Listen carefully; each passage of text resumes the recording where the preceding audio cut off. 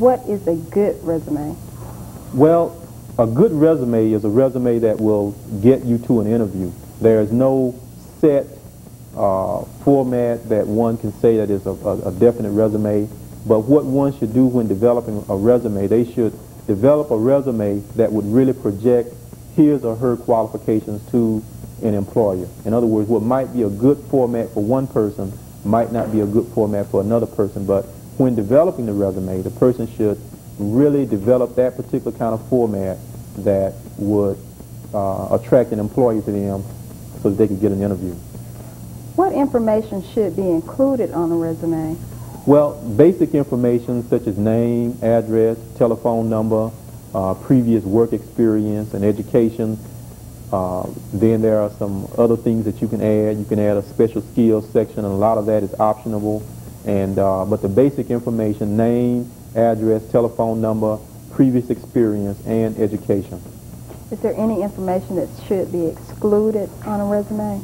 Well, there is information such as you want to stay away from any political affiliation on a resume. If you worked in a political campaign or whatever, you want to stay away from any religious affiliation, because there again, people will in some cases hold those kind of things against you.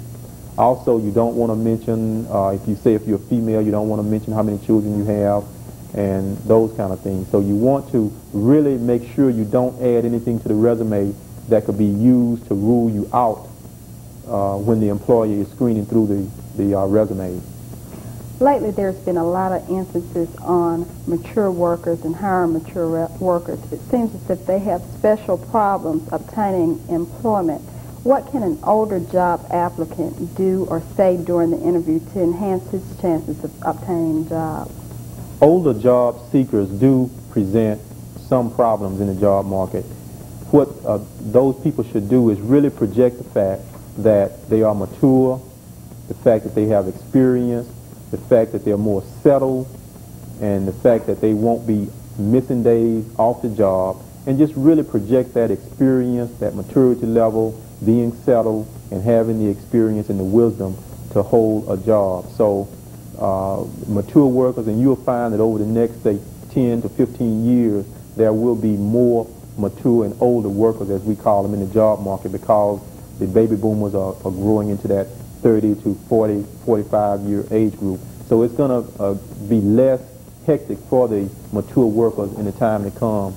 But when they go in for interviews, project the maturity, project the experience, project the fact that they're settled-minded, and in many cases, this will be the difference between them and, say, a younger worker.